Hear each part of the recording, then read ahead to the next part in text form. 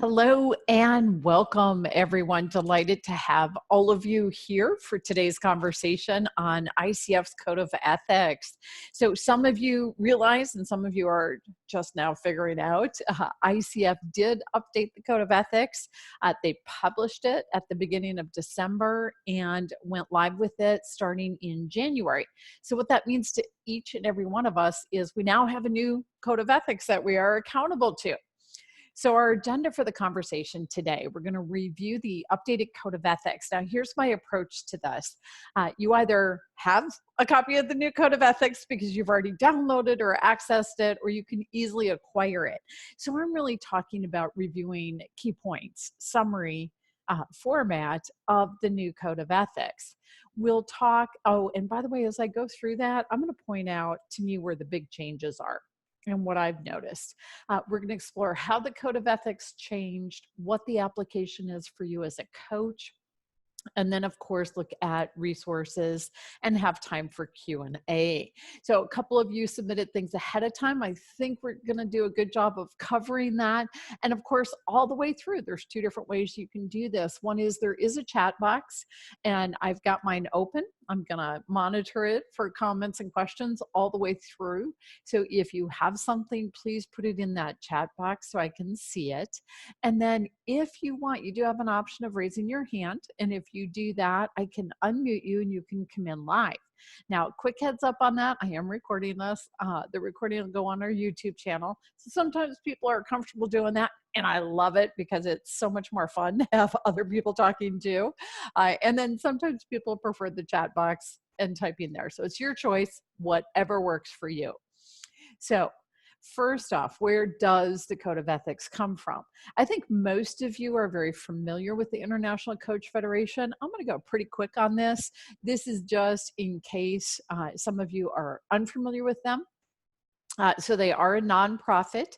It is a professional membership organization, so coaching professionals. They're the gold standard in the coaching profession. That is, at this point, our self-regulating body. This is where the Code of Ethics come from, and members of the International Coach Federation are accountable to the Code of Ethics.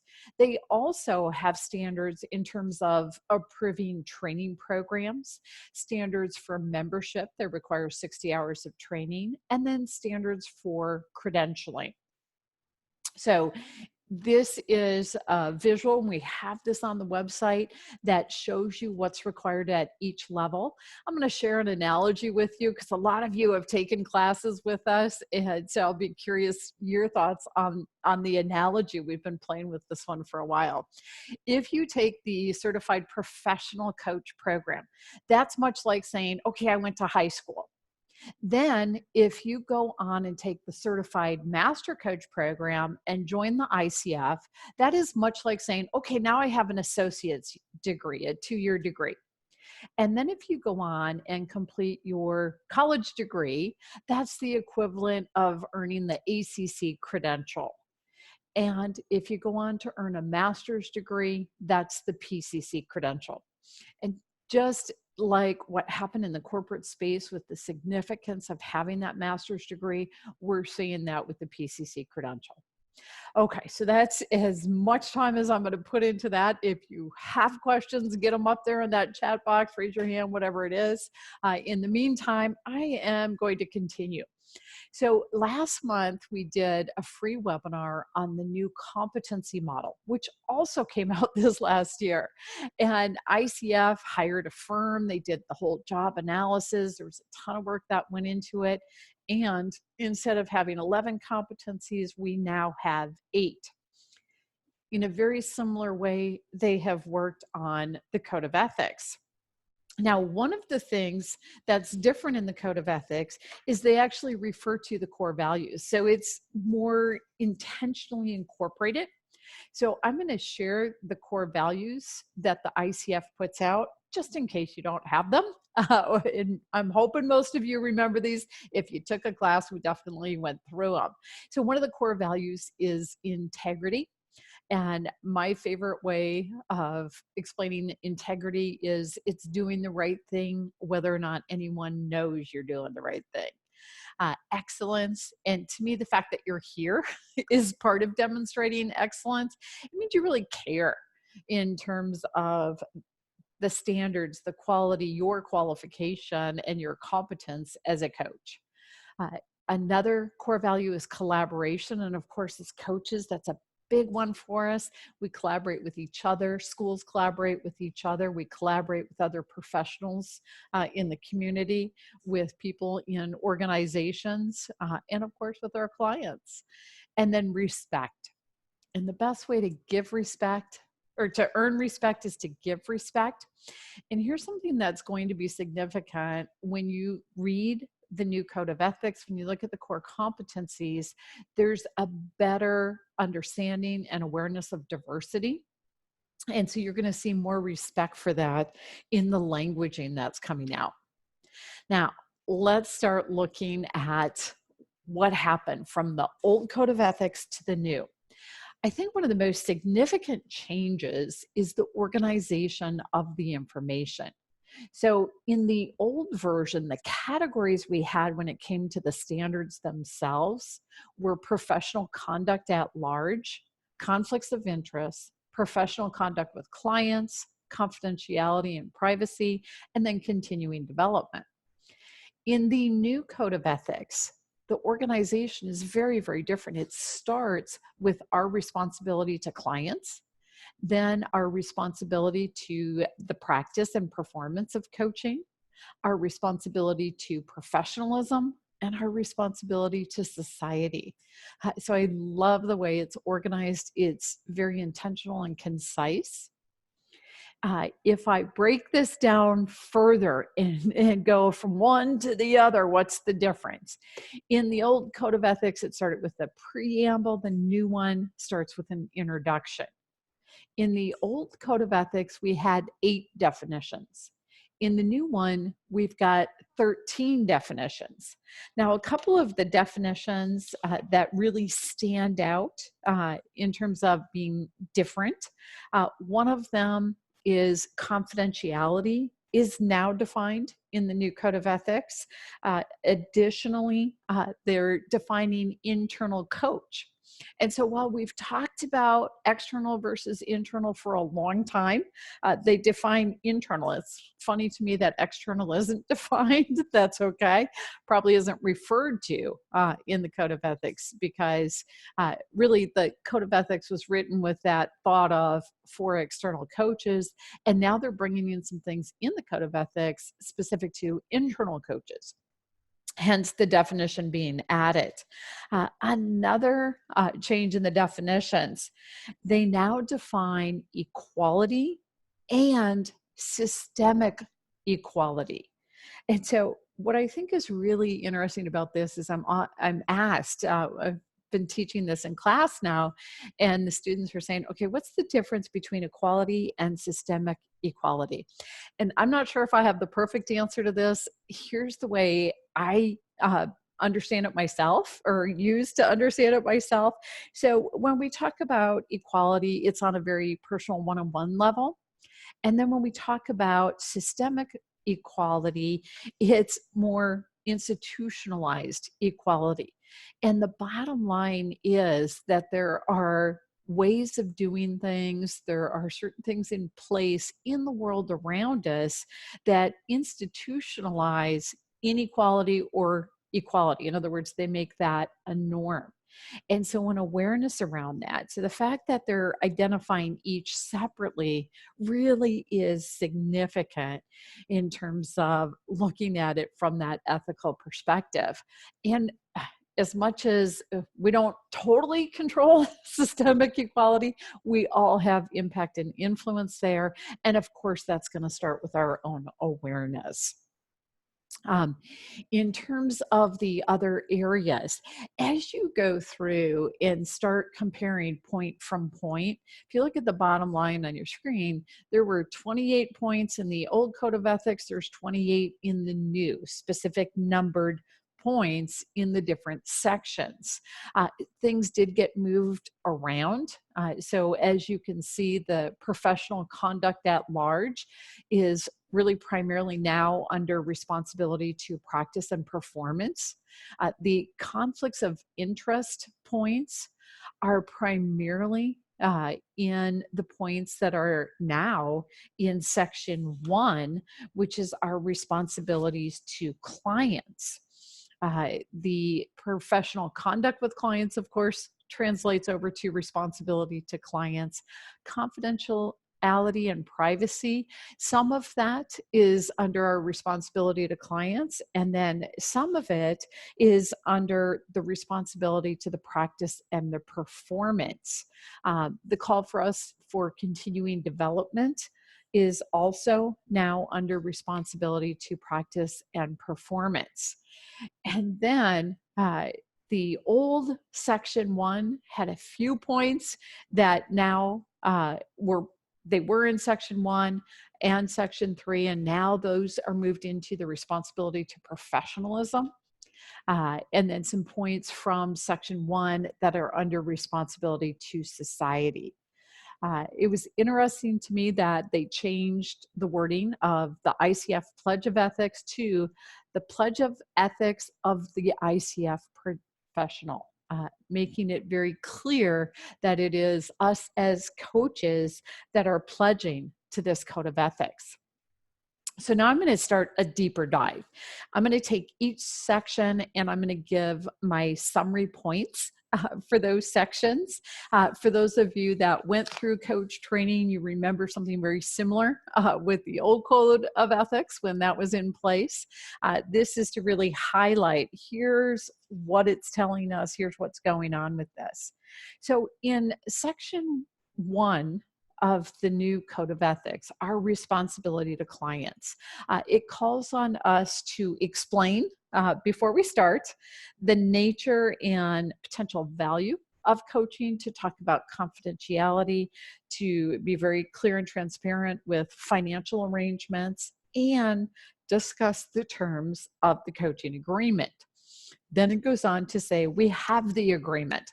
Now, in coaching, an agreement happens in 3 different phases. The first place is the conversation before you start. Next, it talks about the written agreement. Now, when the ICF put out the Code of Ethics, and I'll show you a link to this later on, they also did what are called ethics interpretive statements, where they further clarified and explained. So one of the things they talk about is the written agreement. And in most societies, that's the recommended best practice. There are places in the world, and this is where some of that cultural sensitivity comes in, places in the world where a written agreement is considered insulting because you're supposed to honor your word. So yes, they want you to be culturally sensitive to that. Where it is appropriate, it is a recommended general practice to have an actual written agreement. And then the third place the agreement happens is in every single coaching session, asking the client to define what they want to accomplish, how they want to get there, what they want out of this conversation, and how they're going to know it was successful for them. Another point in the Code of Ethics is confidentiality. One of the things that I'm super excited about in terms of confidentiality, I've been pushing for this one for, oh my gosh, like 8 years. In the ethics interpretive statements, they now explain, if you happen to be an internal coach, you're working inside of an organization, you've got to be aware that any notes on a company-owned computer, company-owned email are not confidential because they're owned by the company and other people can access them. So they address that now in terms of the confidentialities. So very, very significant. I'm excited about that add in the Code of Ethics.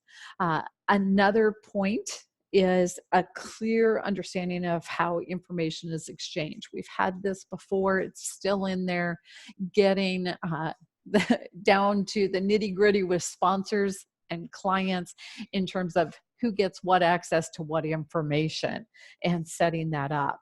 It also talks about exceptions to protecting confidentiality, for example, threat of harm, if there's a law, a subpoena, something like that. So that's outlined right in the Code of Ethics.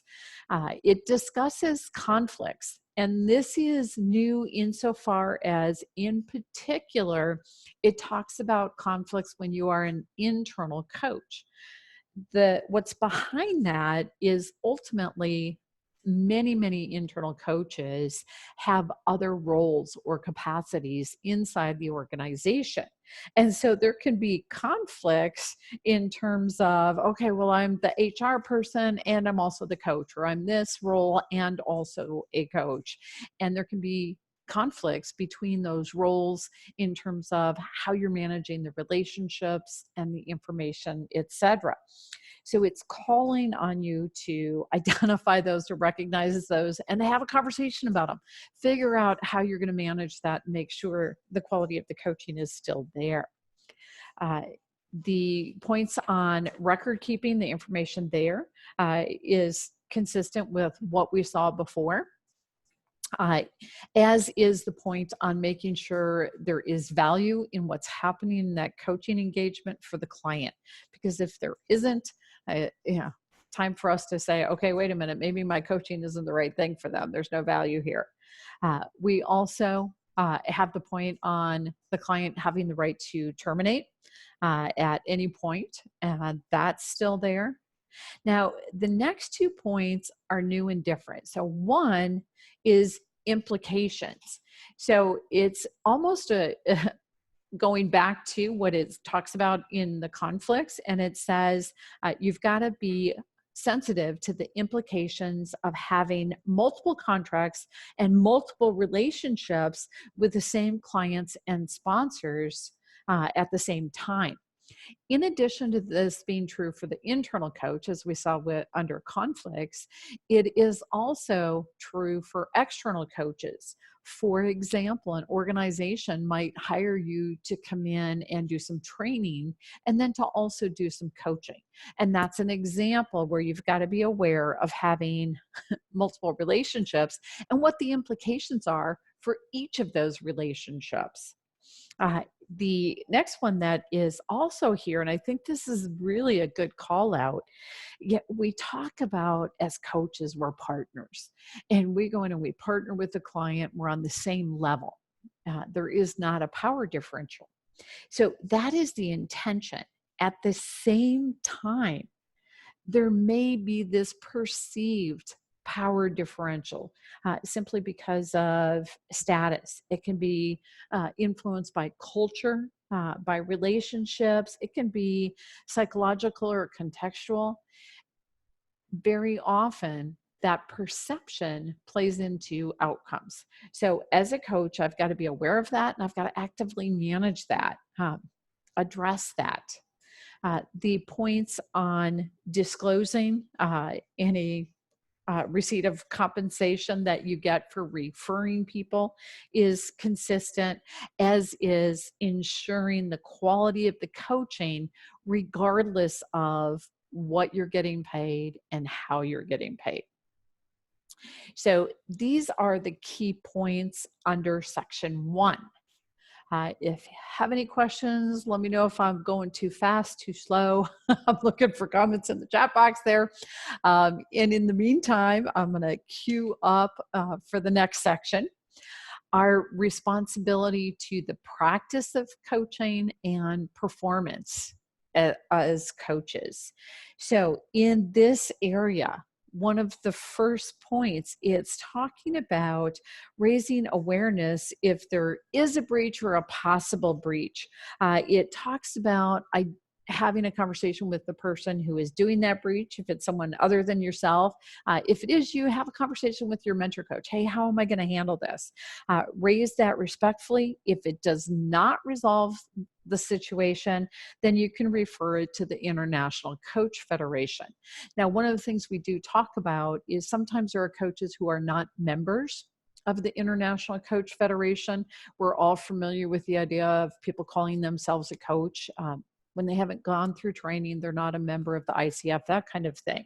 If they're not a member, well, then technically there isn't any accountability to any ethics whatsoever. So what's our job as a coach in a situation like that? The most we can do is let them know, hey, are you aware this is there? And what's happening is outside of the scope of that code of ethics. So it's worth looking at, and potentially even providing access to that code of ethics in addition to the coach to the client. Just depends on the situation. It's about doing it respectfully. It goes on to say we're going to adhere to the code of ethics, and that of course extends to all of our support personnel. So for example, if you as a coach have a virtual assistant or other people on your team, you're called upon to ensure they agree to also adhere to the code of ethics. Um, it has the commitment to excellence. So back to the core value that we talked about, and the idea of continued professional development, continued personal development, and continuing to learn about the code of ethics. I'll share with you, I'm active with ICF's community of practice around ethics, and we have some great discussions. We do quarterly calls that are free continuing education for ICF members. And we also have an active discussion online going that you can join and participate in. So, and great opportunity for maintaining the excellence there. It is also in here that we recognize our own personal limitations, and we've got to address that, because as coaches, it's on us to ensure that we are physically, emotionally, and mentally present and engaged with our clients when we're having the conversations. In the meantime, I got, where is this active online discussion happening? So the International Coach Federation has a tool called Basecamp. And when you join the ethics community of practice, they'll give you access to that Basecamp, and you can go in there and participate in the discussion. I love it. Oh my goodness. Some of the things that are being talked about, gee, how do you handle this, or this came up, and the different points of view that come out. So it's fabulous. Yeah. Okay. So you got it. Excellent. And another point in terms of responsibility to the practice and performance is resolving any conflict or potential conflict of interest that comes up, working through that with relevant parties, potentially seeking professional assistance, and then, if necessary or appropriate, temporarily or permanently ending that coaching engagement. It also calls on us to maintain the privacy of ICF members because we have contact information through being involved there, and so protecting that. These are the key points in this section, and I'm mostly just seeing a lot of names out there and no comments. Keep on rolling. And again, if you want to throw your hand up, if you want to jump in and ask a question, please do. Absolutely love it when you do. So our next area is responsibility to professionalism. And one of the key points here is accurately identifying our training experience and credentials. And I'm going to give you an example that has come up. So, for example, if you did your training with us at the Center for Coaching Certification, the first level training program we do is called the Certified Professional Coach. And the initials that you get to use when you complete that class are CPC. Well, sometimes people look on ICF's website, they notice the different credential levels, and they think, oh, it's supposed to be PCC. And that is not the case. That's actually a very different thing. So the CPC with us is, back to my analogy, that high school education. It's a 30-hour training program. If you're saying PCC, well, that's 200 hours of training. It's 500 hours of coaching experience. It's taking an exam, it's working with a mentor coach, and it's having your coaching session recordings assessed and passing at that level. So it's a very different thing. It's a credential that is given by the International Coach Federation. So sometimes the misidentification is accidental. and unintentional.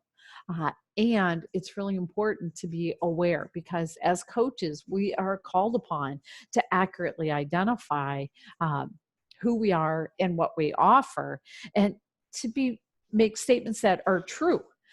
This also applies to what can be gained from the coaching. So we talk about the research.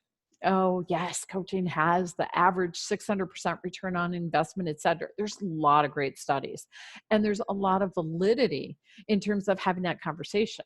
At the same time, can we promise someone else is going to get those results? Well, of course not. What they get out of the coaching is really going to be based on what they put into it, their time, their energy, their willingness, etc. So we can talk about what happens, we can give examples, and we've got to be clear that ultimately the value and the benefit is based on what they're going to do with it and how they're carrying it forward. The next point in terms of responsibility to professionalism is awareness. I love this being in here. It was in here before and it's still here. And that awareness is about letting people know that don't know about the ethical responsibilities. So for example, when you have contacts on LinkedIn or friends you know, and they say, oh yeah, I'm a coach. And you ask them, well, where'd you get your training? Oh, no, you don't have to get trained to be a coach. I'm just a coach. And so then having the conversation, hey, there really are standards. Hey, there's a code of ethics. Let me share that information with you, and creating that awareness. Because as a profession, until we do that effectively, there's still going to be a question. And of course, somebody who isn't trained can really cause damage to all of us because of what they're doing. So it's on us to support creating that awareness.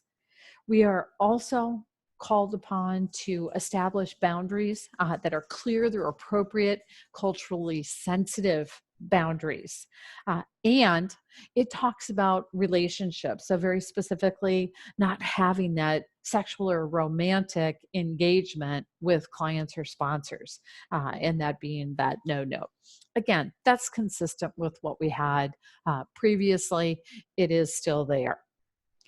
Then our fourth section of specific content goes into responsibility to society.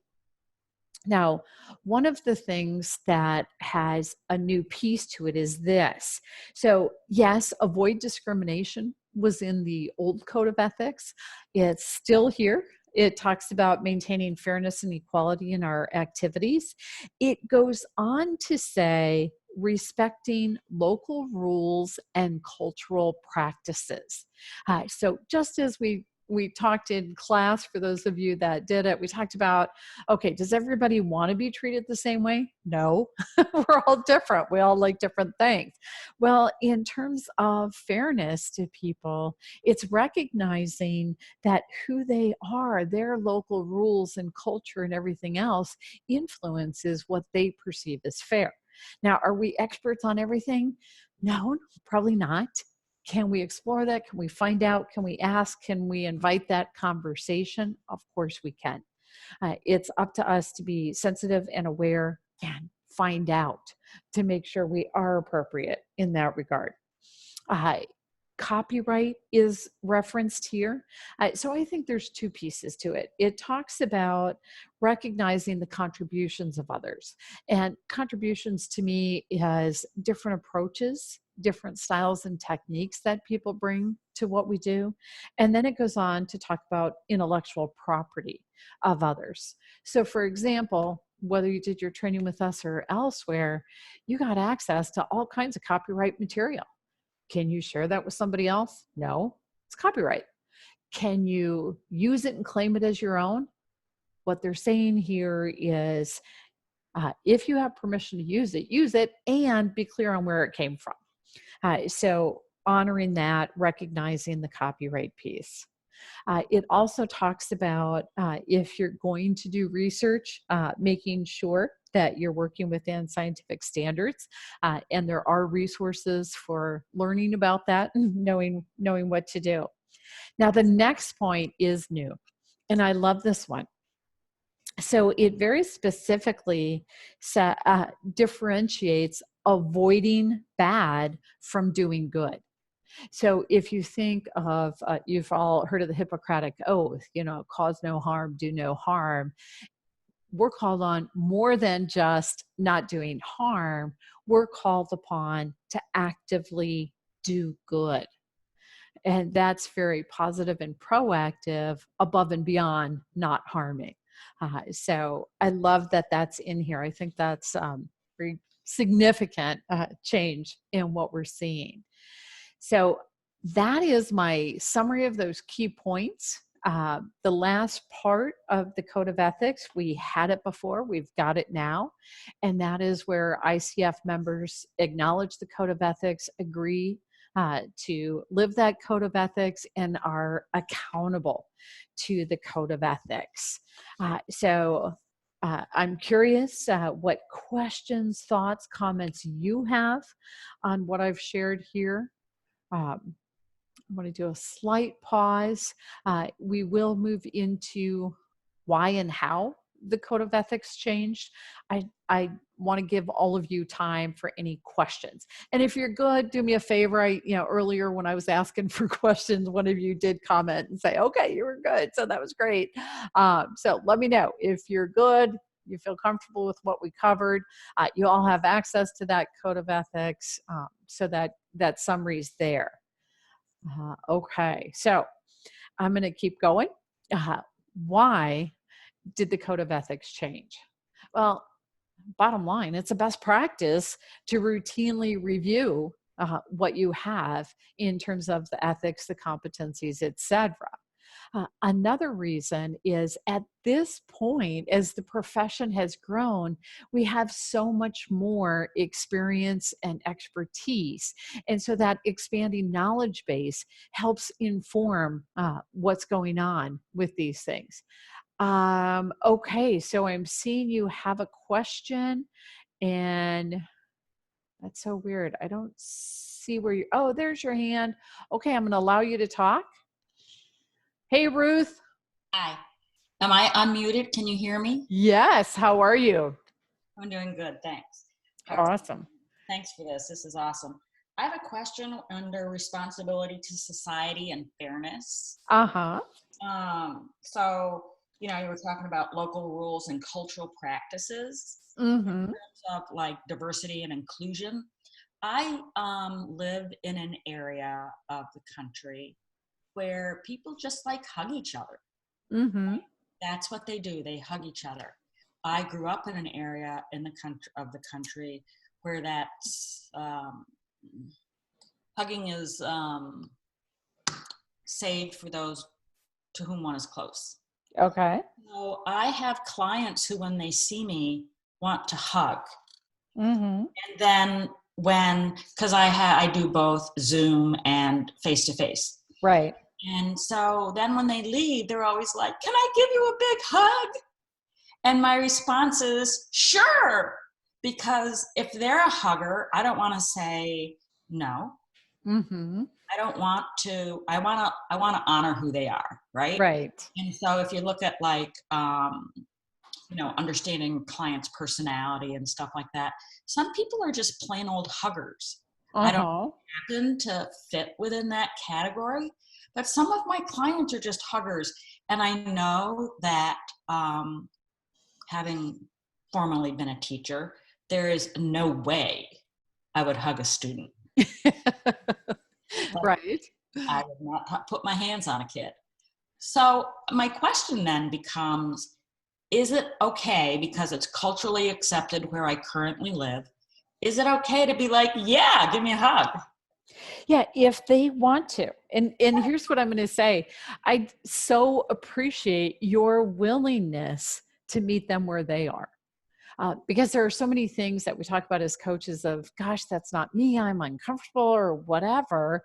At the same time, the more we as coaches have the ability to accept clients where they are and go with that, I think that's awesome.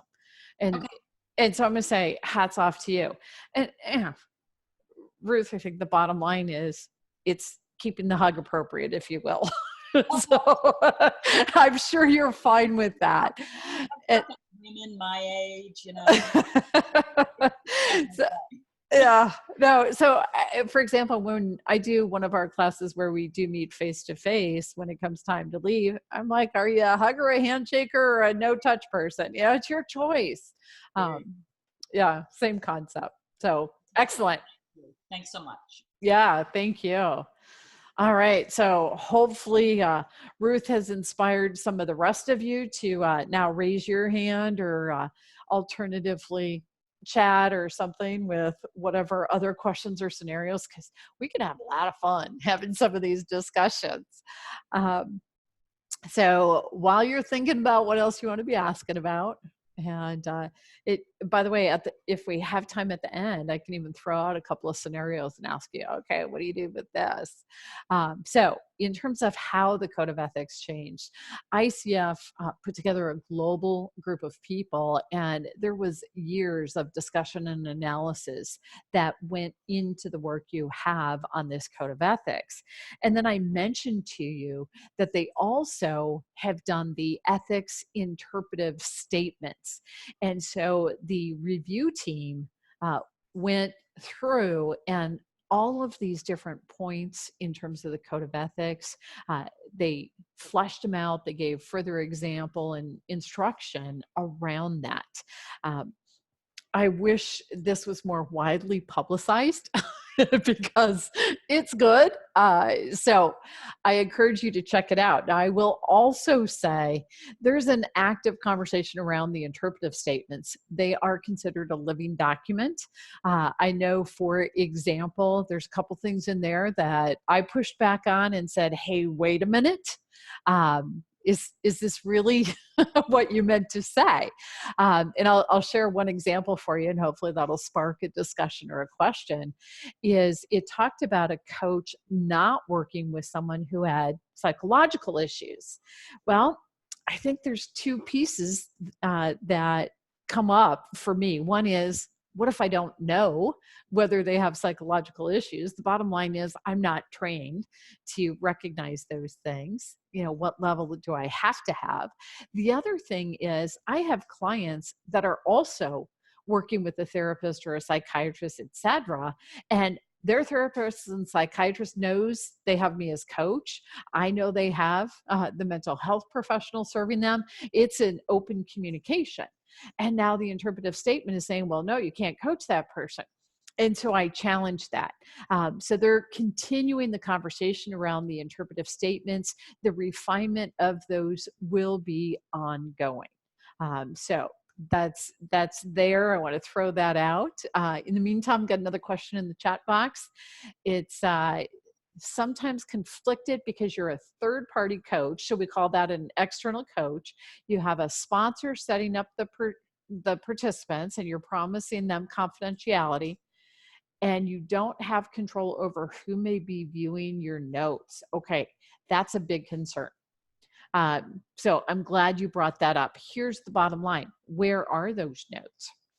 So if I am coaching somebody, I don't have the option of putting those notes where other people have access to them. They are on my own personal device or my own pen and paper. Or maybe think about not taking notes. There's all kinds of considerations with that. For example, I mentioned that discussion going on around ethics. One of the things we're even talking about is, oh my gosh, Alexa, is somebody really listening in? Can I have that on? Skype. When you have a Skype account, you sign off that they can access what you've got there. And so coaches aren't using Skype anymore. So it's on us to protect confidentiality. It is very important when you set up the engagement that you have a conversation with the sponsor, what the confidentiality is. The really nice thing about it is with this code of ethics, you can literally show it to them and say, here's the code of ethics. I'm not allowed to tell you. And another thing I'll even do, and it depends on where the sponsor is at with this, here's an explanation that I've used that helps clarify it. So if a sponsor hires me to work with an employee, a client, and they want me to report, they're going to literally set it up to fail. there isn't any point in having me there to coach that person. Because if the employee knows the report's going to the sponsor, they're going to filter themselves. Or if they don't know and then they find out later that something was reported back to the sponsor, that will end the value of any coaching ever in that organization, because that story is going to fly around the office. So number one, not protecting confidentiality literally sets up the coaching engagement to fail. Another thing that I'll talk about, let's say a company hires me to coach a high potential employee. They're investing in this individual because they see him as a future leader in the organization. And I start working with this person and they let me know, oh yeah, I'm quitting in about 3 to 6 months. I'm out of here. I know that. Okay. Uh-oh. I know the sponsor's paying me a lot of money to coach this person and they're going to leave. Well, let's think about it. If I violate confidentiality and I tell the company, well, of course I violated, that's unethical. And above and beyond that, think about the harm that comes out of it. You see, maybe that individual was going to change their mind. And now that the company knows they're leaving, they don't have that choice to change their mind anymore. On top of which, for whatever time period they are still there, instead of it being a valuable, effective, performing employee, you're going to have problems and conflicts, and anything they do is going to be so much less valuable. So it actually brings the quality down. And then after they are gone, are they going to refer other people to that company? Are they going to potentially come back in the future? Will they ever be a vendor or a client of that company? You've just shut down all these relationships that are possible. And so a company, potentially the sponsor, can hear that impact of violating confidentiality in those two ways. So what does that mean to you as a coach? It is on you to make sure that whatever notes you have are accessible by you and the client, and that's it. If somebody else has access to those notes, somebody else controls that, that's unacceptable. It just doesn't work because somebody else can see them. So hopefully that helps. Let's see, another question. Can you coach someone seeing a therapist? And I'm going to go back to say, I personally do. I have clients that do. I put in a challenge to the interpretive statement that you couldn't coach somebody who had a mental health issue. So hopefully you get in that discussion and say something as well. Add your voice, because I do think there are a lot of coaches that do that. So good. I'm loving this. Starting to get a little bit of a discussion going. All right. So hopefully all of you have captured where this is on ICF's website. I will say it is tough to find if you don't know exactly where it is. The one thing I can say, they do have a pretty good search feature on their website. So if you go to coachfederation.org, on that website, and in the search you type in ethics interpretive statements, you'll be able to find it that way. And there's a lot of them. It's like a 50-some pages worth of stuff. So you can check that out. A lot of good information there. What are the implications of this new code of ethics for all of you? So think about it. And as you're thinking about that, I want to ask you a question. What are your insights from this conversation? Just based on what we're talking about, some of these questions, I want to ask you, what does this information mean for you? And how is it going to enhance your coaching work now? And so I am truly looking for input from all of you. And of course, this is also your chance to answer additional questions. So let's see, we've got Ruth's hand up again. All right, Ruth, come on in. Yeah, thank you. I'm so glad I've got there's a good group here. I've got one person coming in live and I got another one chatting in the box. I'm like, come on, everybody. So go ahead. I love this because our responsibility is to our clients, right? Like that is our number one thing. Yeah. And able to, sorry about that. Let me recap here. So, previous to when this came out, I used the, whatever it was, 2015 Code of Ethics. But because our goal is what's best for the client, to come like right out front and be like, this is how I'm responsible to you. Mm-hmm. You're not responsible to me. I'm responsible to you. I think it's fabulous. Yeah. So for me, as a coach, it makes it easier in a way because I do go over my code of ethics. Well, not mine, but the ICF code of ethics Mm-hmm. during our 30-minute freebie thing. Yeah. For me, then it totally turns the focus around immediately. Yeah. So that's what I have to say. Yeah. No, I love it. And Yeah. I was feeling the same thing, the way it's organized now and the names of the sections, and Yeah. starting with responsibility to clients. I think that's cool. Yeah, me too. So So thanks. yeah, awesome. And if you want, Ruth, just mute yourself. That way, if you want to come in live again, you can. So just click your little microphone icon and you'll mute yourself. Excellent. All right. And by the way, we got a comment in, somebody else saying, I agree. Somebody else said, sounds like the changes are positive and support the client even better than before. And I feel like that as well. So I think the content overall is, it's same thrust and that kind of thing. I think it's organized better, it's languaged better, and it's got a couple of key additions that are really significant. This code of ethics is in place now.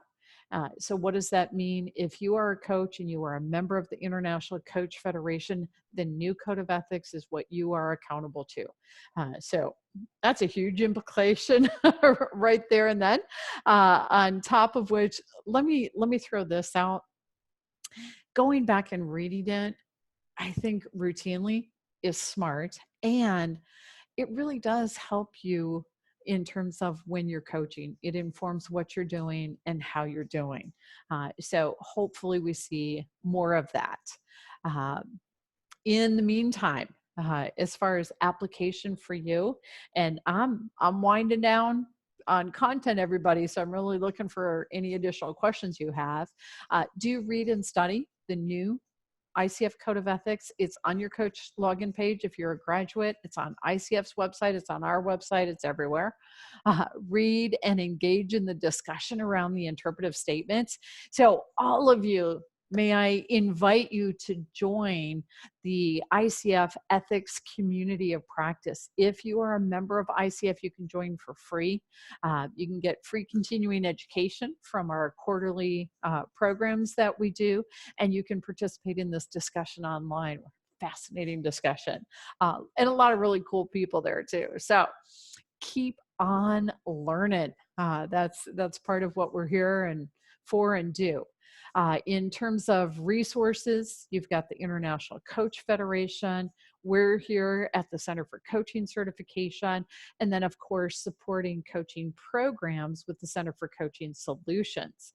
So the International Coach Federation is at coachfederation.org.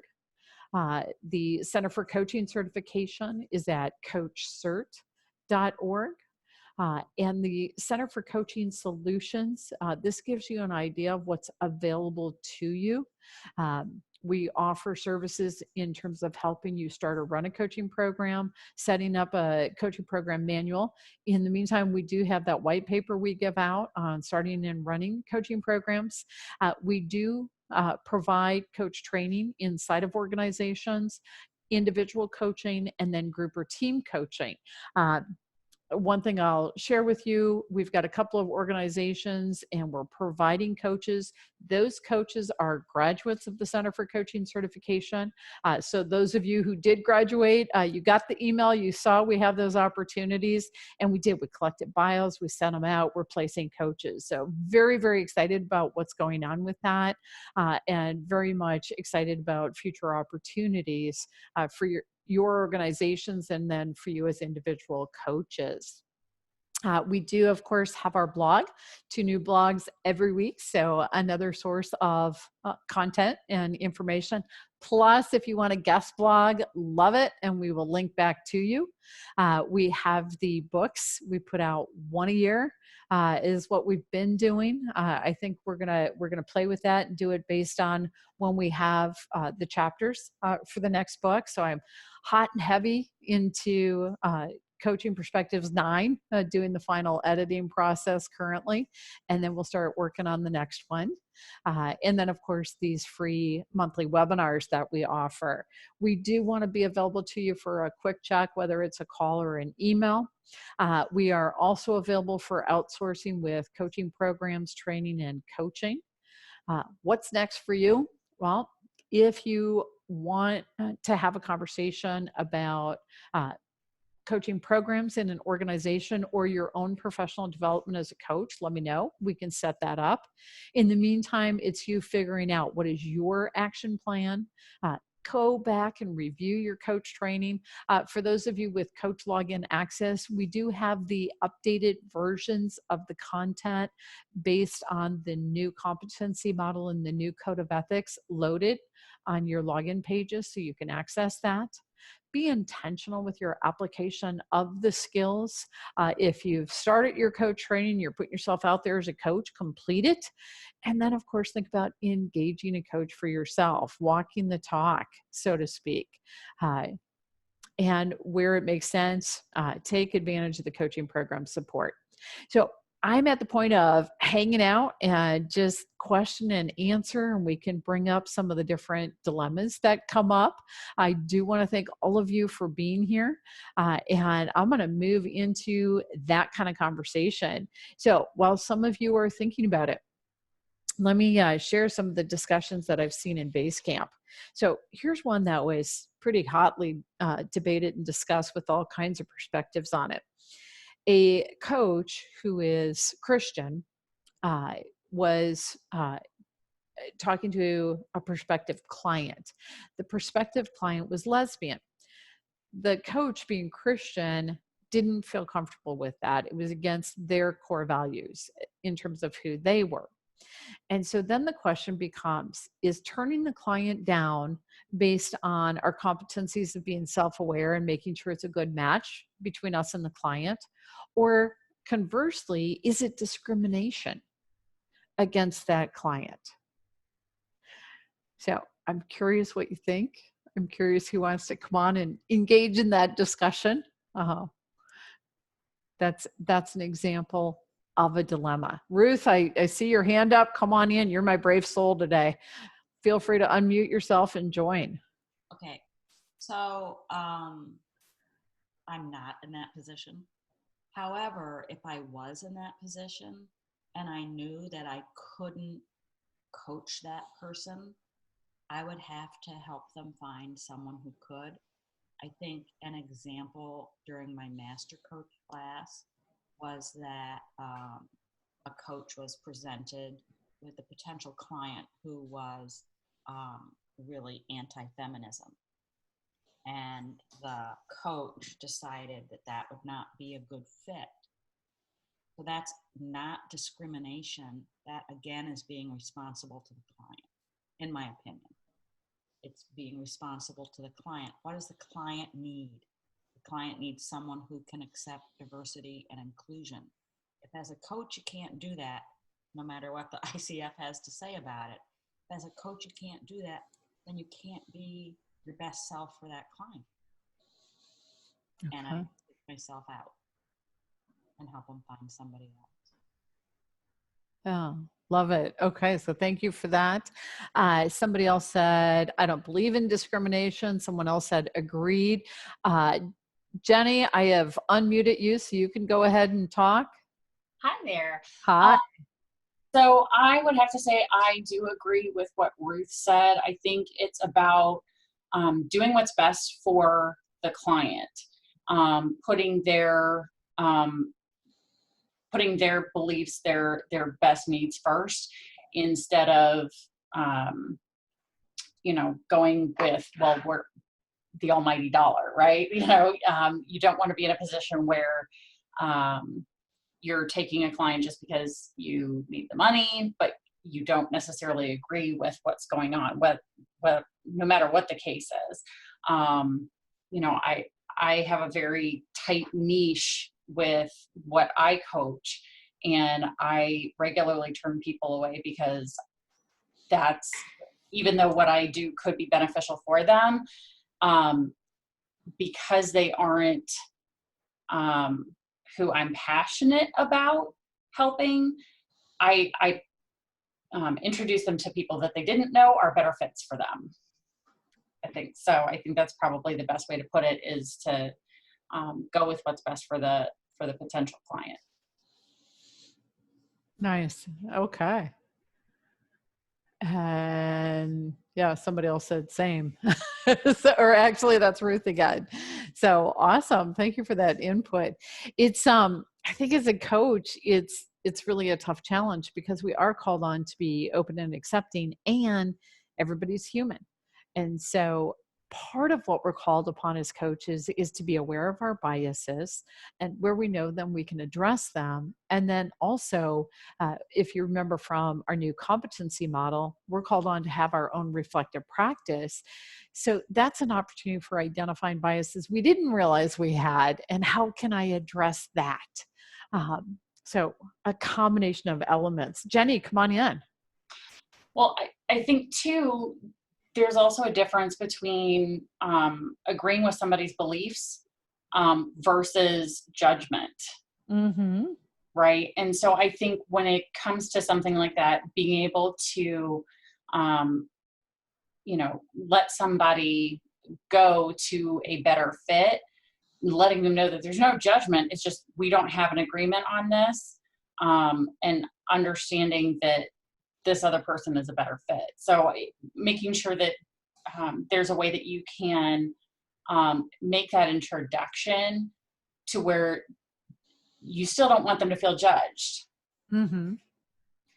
Yeah. Nobody wants that. That's a huge piece of it. Good. Okay, so let me throw out another one. Is everybody ready for another one? And given that I can't see nodding heads, I'm just going to pretend you're all nodding your head. So here's my next one. Another discussion that they're having refers to the quality of the coaching, and that it's not based on what the fee is.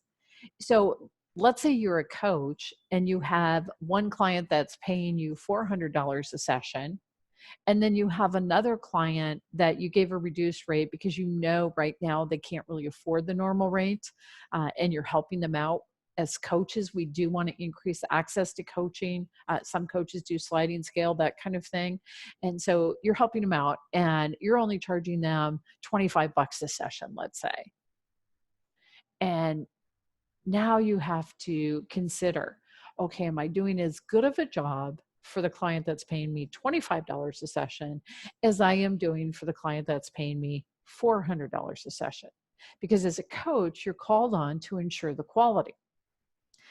And if I take that further, let's give you a dilemma. What if you schedule a session with the client who's paying you $25 a session, and then your client that pays you $400 a session wants to schedule, and the only day and time they can do in the next month is the day and time as that session you have scheduled with the client who's paying you $25? What are you going to do?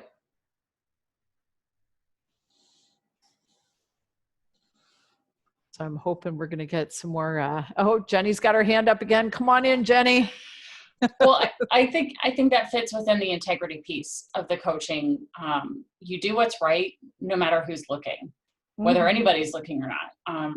So I think the important thing is to stick with the client that you booked with first, and then work with the other client to try and find another place in their schedule. Because my guess is they've got another hour somewhere in the month that they just aren't thinking about. So, I think that both clients would appreciate the fact that you are following through on your word.